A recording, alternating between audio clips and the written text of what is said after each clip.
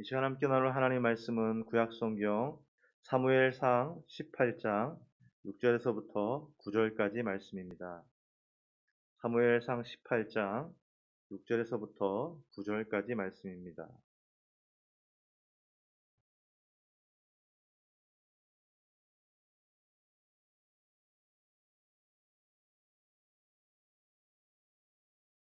제가 갖고 있는 성경책 구약성경 438쪽이고요. 사무엘상 18장 6절에서부터 9절까지 말씀을 우리 한 목소리로 같이 봉독합니다. 무리가 돌아올 때 곧 다윗이 블레셋 사람을 죽이고 돌아올 때에 여인들이 이스라엘 모든 성읍에서 나와서 노래하며 춤추며 소고와 경새를 가지고 왕 사울을 환영하는데 여인들이 뛰놀며 노래하여 이르되 사울이 죽인 자는 천천히요 다윗은 만만히로다 한지라. 사울이 그 말에 불쾌하여 심히 노하여 이르되 다윗에게는 만만을 돌리고 내게는 천천만 돌리니 그가 더 얻을 것이 나라 말고 무엇이냐 하고 그날 후로 사울이 다윗을 주목하였더라. 아멘. 우리가 지난 시간 저번 주 토요일 나누었던 말씀 가운데 18장 1절부터 5절까지 말씀을 나누면서요. 18장 1절에 보니까 이런 구절이 나옵니다. 다윗이 사울에게 말하기를 마침에 요나단의 마음이 다윗의 마음과 하나가 되어 요나단이 그를 자기 생명같이 사랑하니라 했습니다. 이때 무슨 일이 있었냐면 우리가 잘 아는 것처럼 다윗이 골리앗을 쓰러뜨리고 나서 사울 왕이 다윗의 아버지가 누구인지에 대해서 궁금하여 그를 불러 그것을 묻는 장면이 나왔다고 했죠. 왜 이것을 물었냐면 너의 아버지가 누구냐 해갖고 3번에 걸쳐서 그것을 물었던 이유가 뭐였습니까? 그것은 바로 다윗이 전쟁을 나갈 때 보니까 다윗이 사울의 군복과 칼을 차고 나가는 것이 아니라 그에게 익숙했던 물매를 들고 나갔는데 사사기 말씀에 보면 베냐민 기브아 사람들이 베냐민 사람은 전사인데 그 베냐민 지파 전사 사람들 가운데 기브아 사람들이 뭐로 유명했냐면 물매를 던지는 전사로 유명했다. 그런데 베냐민 기브아는 누구의 고향이냐면 사울왕의 고향이었거든요. 베냐민 지파 사람 자체가 아주 싸움을 잘하는 전사들로 이루어져 있었는데 그런데 그들 중에 제일 첫선에 꼽는 사람들이 누구라고요?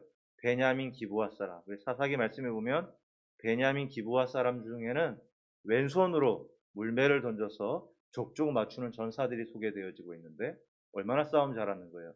오른손에 칼을 들고 왼손에 물매를 들고서 나가서 맞출 정도로. 그래서 이스라엘에서는 베냐민 기브아 사람 하면 물매를 잘 던지는 전사로 유명했는데 다윗이 지금 골리앗을 쓰러뜨리기 위해서 뭘 들고 나갔다고요? 물매를 들고 나갔다는 거예요. 그러니까 사울왕이 이 아이가 물매를 들고 나가니까 너희 아버지가 누구냐라고 물었던 것이죠. 혹시 너희 아버지가 베냐민 기브아 사람은 아니냐? 아니면 우리와 같은 전사들이 많이 있는 베냐민 지파 사람은 아니냐? 라고 해서 관심을 가지면서 이야기를 했는데 다윗은 거기서 무엇을 얘기했겠어요? 사울이 생각할 때는 이 아이가 우리와 같은 베냐민 기브아 사람 같이 물매를 던지는 전사처럼 그래서 그 전사의 힘이 있어서 골리앗을 이긴 것처럼 관심을 갖고 너희 아버지가 누구냐라고 물을 때 다윗이 사울왕 앞에서 무슨 얘기 했겠어요? 자기에게 있는 물매의 기술을 말하는 게 아니라 거기서 하나님의 돌보심, 하나님의 은혜를 말했을 거라는 거죠. 그래서 이 전에는 사울왕과 다윗 사이에 이야기하는데 사울은 물매를 관심을 가지고 너희 아버지가 누구냐 물을 때 다윗은 하나님의 은혜를 이야기하고 있는데 18장 1절에 보니까 다윗이 사울에게 말하기를 마침에 요나단의 마음이 다윗의 마음과 하나가 되어 요나단이 그를 자기 생명같이 사랑하니라. 무슨 일이 있었다 그랬죠? 다윗과 사울 사이에 이야기를 하고 있는데 그 이야기하는 모습, 그 행동하는 모습을 떨어져서 보고 있던 사람이 있었다. 그 사람이 요나단이었죠. 다윗이 그 사실을 알지 못했지만 자신이 하나님을 이야기하고 믿음을 고백하고 하나님이 하셨음을 이야기하고 있을 때에 어딘가에서 같은 믿음을 가지고 있는 어딘가에 하나님의 사람이 그것을 보고 있고 그것으로 위로를 받고 그 마음 가운데 기쁨을 얻어서 얼마나 큰 기쁨을 얻었다고요? 다윗을 자기 생명처럼 사랑하는 누군가가 보고 있었다라는 것을 우리에게 일깨워줬다고 했습니다.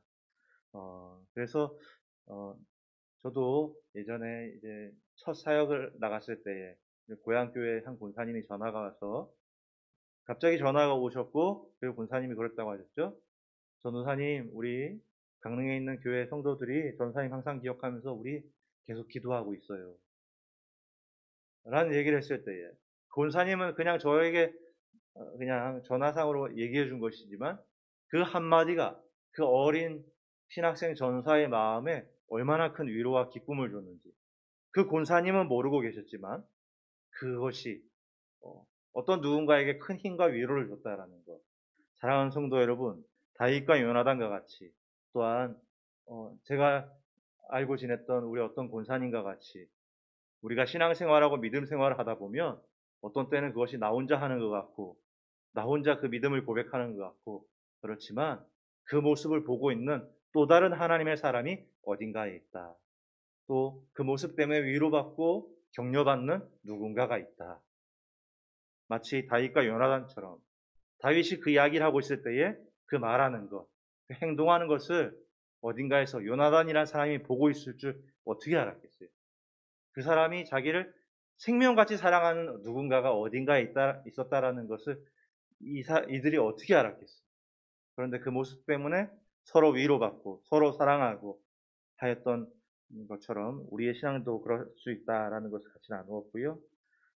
이제 6절 이하로 보면 6절입니다. 무리가 돌아올 때 곧 다윗이 블레셋 사람을 죽이고 돌아올 때에 여인들이 이스라엘 모든 성읍에서 나와서 노래하며 춤추며 소고와 경쇠를 가지고 왕 사울을 환영하는데 7절입니다.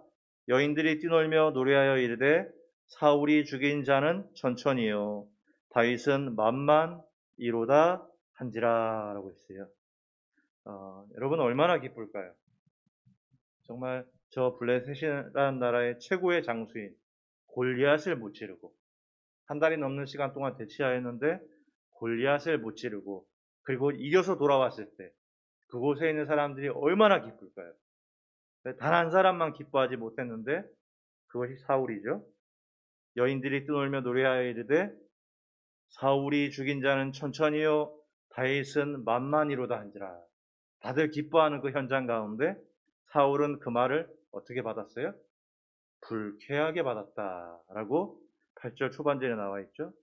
다들 기뻐하는 현장 속에서 전쟁에 승리하고 돌아온 죽지 않고 돌아온 그 두려운 가운데 그것을 이겨내고 전쟁을 승리하고 돌아온 그 모두가 기뻐하는 그 현장 가운데서 그 기뻐하는 속에서 여인들이 했던 어떤 여인들이 외쳤던 그 소리에 그게 뭐라고? 사울이 죽인 자는 천천히요 다윗은 만만이로다라고 했던 사실은 성경학자들이 이야기하면 굳이 따지면 천천과 만만은 다르지만 굳이 따지면 다르지만 당시 그 문화 가운데는 천천과 만만은 사실 구분하여 말하는 것이 아닌 많은 것을 뜻하는 당시 통용하는 숫자였다고 그래요. 천천이나 만만이나 굳이 따지면 만만이 큰 것이 맞아요. 그런데 당시 문화에서도요. 천천이나 만만이나 아주 많다라는 것을 쓰는 당시에 통용하는 표현이었는데 그러니까 이 여인들이 말한 의도는 뭐예요? 사울은 이만큼 했고 다윗은 이만큼 했다라는 걸 말하는 것이 아니라 사울도 잘했고 다윗도 잘했다라는 것을 얘기하고 있는데 굳이 거기서 사울은 그 말에서 그 작은 차이를 보고는 어떻게 여겼다고요? 불쾌하게 여겼다. 그래서 심히 노하였다. 여러분 우리가 몇 주 전에요 다윗의 형 엘리압에 관한 말씀을 나눈 적이 있어요. 사무엘을 통해서 왕으로서 기름 부으러 갔을 때 사무엘이 보고는 과연 하나님이 세우신 자가 여기 있다라고 했어요. 그러니까 뭡니까? 엘리압은 왕의 용모를 갖고 있었다는 얘기인데요. 하나님이 뭐라 그랬어요? 내가 그를 버렸다고 얘기했어요. 그 뒤에 동생들은 버렸다고 하지 않고 택하지 않았다고 말했는데 제일 첫 번째 형 엘리압만 하나님 뭐라 그랬다고요? 버렸다. 그런데 엘리압의 모습을 보니까 하나님이 버린 이유를 우리가 발견하게 되었죠. 그것이 무엇이었습니까? 전쟁을 하고 있을 때 골리앗이 이스라엘과 하나님의 군대를 조롱하고 있을 때에 우연히 다윗이 그 소리를 듣고는 저 사람을 죽이는 자는 어떠한 상을 내리겠냐라고 주변 사람에게 물었는데 큰형 엘리압이 그걸 듣고는 다윗을 어떻게 대했어요? 분노하여 진노하여 얼굴이 시뻘개질 만큼 분노하여서 동생에게 화를 내는 모습을 보였죠. 그런데 여러분 사실은 누구에게 화를 낼 상황이었습니까? 골리앗이 조롱하고 있었는데 골리앗이 비웃고 있었는데 그 골리앗에게는 화를 내지 못하면서 그곳에다가는 분노하지 못하면서 그 분노를 누구에게 쏟았어요? 약하게 여기는 동생에게. 이 사람은 왕의 외모를 갖고 있었는데 왕의 외모를 갖고 있는 사람이 정말 분노해야 될 사람에게 분노하지 못하면서 그 분노를 약한 동생에게 쏟더라는 것이죠. 이 사람은 강한 사람에겐 약하면서 약한 사람에게는 너무 크게 강하게 반응하는 사람이었다는 것을 발견하게 됩니다. 그러니까 여러분 사무엘이 볼 때는 왕의 외모를 가졌으나 사실은 왕이 되면 안 될 사람이었던 거예요. 그런데 하나님이 엘리압을 버린 것처럼 또 누구도 버렸다고 했어요? 사울왕도 버렸다고 했는데 오늘 말씀에서도 한 번 더 보니까 하나님이 버리신 이유가 발견되지 않습니까? 모두가 다 기뻐하는 자리에서 그곳에 있는 여인들이 기뻐하면서 사울과 다윗을 칭찬하고 찬양하기 위해서 나왔는데 천천히요 만만히요 그 여인들은 사울은 만만히요 다윗은 천천히요 라고 말해도 아무 문제가 없을 만큼 당시의 천천과 만만은 그냥 아무렇지 않게나 쓰는 많다라는 표현으로 그냥 아무렇지 않게나 쓰는 그런 한 표현일 뿐인데 굳이 거기서 차이를 발견해내고는 그 말에 불쾌하게 여기고 그리고 분노하는 사울. 이 사람이 바로 얼마 전까지 이 사람도 골리앗 때문에 두려워서 아무것도 못했으면서 정작 돌아와서는 누구에게 불쾌하게 여겨요? 여인들의 그 찬양하는 다른 소리도 아니고 못된 소리도 아니고 나쁜 말도 아니고 너무 잘했다 칭찬하는 그 말 속에서 굳이 거기에 차이를 찾아갖고는 그 여인들을 향해서 불쾌하게 여기는 다윗을 향해서 분노하는 하나님이 버린 엘리압과 하나님이 버리셨다는 사울을 보니까 이들에게 어떤 공통점이 발견됩니까? 하나님이 버린 사람을 보니까 이들이 형제와 지체를 어떻게 대해요? 함부로 대하더라. 하찮게 대하더라. 여러분, 항상 본질은 분노에 있는 게 아니에요. 우리 수요일 저녁에 말씀 나누었던 것 중에 형제의 티를 보고 빼는 게 문제의 본질이 아니었다고 했어요. 형제의 티를 빼는 건 좋은 거예요. 근데 본질은 뭐예요? 내 들보를 깨닫지 못하고 형제의 티를 빼려고 하니까 그런 사람이 과연 형제의 티를 어떻게 빼겠냐고요. 자신의 허물과 자신의 잘못된 것을 전혀 생각지 못하면서 그것이 있음에도 불구하고 전혀 생각지 못하면서 형제의 티를 뺀다면 그 사람이 과연 어떤 마음을 갖고 빼겠어요? 여러분 사울과 엘리압을 하나님이 버리셨는데 보니까 이들의 공통점이 뭐냐면 약한 형제와 지체를 함부로 대하는 공통점이 있더라. 엘리압은 동생 다윗을 함부로 대하였고 사울왕은 약한 여인들을 함부로 대하더라. 정작 강하게 나가야 할 사람들에게 그러지도 못하면서 다른 사람에게도 그렇게 강하게 나가면서 여기서도 그렇다면 더 조금이라도 이해해 주겠는데 정작 분노해야 될 자리에서 분노하지도 못하는 사람들이 누구에게요? 동생에게, 여인들에게 불쾌하게 여기고 분노하고. 그런데 여러분 반대로 하나님 쓰신 사람들을 보세요. 여기서 여러분이 분노하는 사람에 반대되는 사람이 성경에서 어떠한 사람이라고 말하죠? 온유한 사람이라고 말하죠. 성경에 온유한 자 하면은 제일 처음에 나오는 사람인데 그게 모세죠. 민수기 12장 3절에 모세를 이렇게 소개합니다. 이 사람 모세는 온유함이 지면의 모든 사람보다 더하더라. 얼마나 온유하면요. 이 사람 모세는 지면의 어떤 사람보다도 온유한 게 더 온유했다. 그런데 여러분, 우리가 잘 알고 있죠? 이렇게 온유한 사람이 과거에 뭐 했어요? 살인을 저질렀어요. 여러분 상상할 수 있습니까? 지면에 그 누구보다 온유하다는 사람이 살인을 저질렀던 사람이라는 것. 이것이 우리에게 알려주는 게 뭐예요?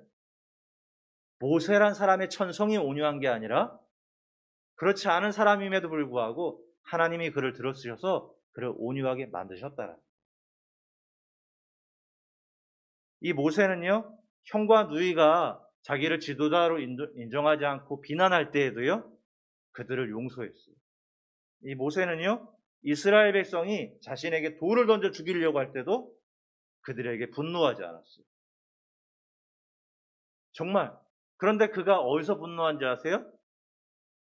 이스라엘 백성들이요, 황금 송아지 만들어서 하나님 앞에서 우상을 섬길 때 얼마나 분노했냐? 그들을 향하여 도륙하라고 명령할 만큼 분노했어요. 다윗은요, 형이 자신을 비난해도 분노하지 않았어요. 근데 어디에서 분노했죠? 골리앗이 하나님의 이름을 조롱하는 것을 듣고는 분노했어요. 온유하면 우리 예수님이죠. 우리 예수님 어떤 분이에요? 마음이 온유하고 겸손하시죠. 정말 우리 예수님은 겸손하시고 온유하시게 사람들을 대하셨죠. 그 온유하신 분이 분노하신 적이 있는데 어디서 분노하셨어요? 그런 그 온유하신 분도 하나님의 성전에서 장사하는 사람들을 보고는 분노하셨어요. 여러분, 말씀을 천천히 보니까 하나님이 버린 사람을 보니까 그 사람들은 하나님이 버리신 이유가 있더라는 거예요. 하나님이 쓰신 사람을 보니까 천천히 지나고 보니까 하나님이 쓰신 사람을 보니 그들에게도 하나님이 쓰시는 이유가 발견되더라는 거예요. 분노하고 하찮게 여기는 사람을 하나님을 쓰시지 않으셨고 온유한 자를 하나님 쓰셨는데 온유하다라는 진짜 성경의 의미는 뭐냐? 마냥 받아주고 마냥 좋아하는 게 아니라 하나님의 이름이 조롱을 받을 때에 하나님의 영광이 가려질 때 그 앞에서 분노할 줄 아는 것이 진정한 온유한 자라는 것을 우리에게 알려주죠. 여러분 말씀을 정리하고 싶습니다. 강한 자에게 약하면서 정작 약한 자에게 분노를 내는 사람을 보니까 엘리압도 사울왕도 보니까 하나님 쓰신 사람을 보니까 자신에게 향하는 것에 대해서 분노하지 못하고 분노하지 않고 그러나 하나님의 이름이 가려질 때 분노했다. 여러분 이 말씀이 의미하는 것은 뭐냐면요. 우리의 현재를 가지고서 그래 저 사람은 하나님의 사람이 아니야.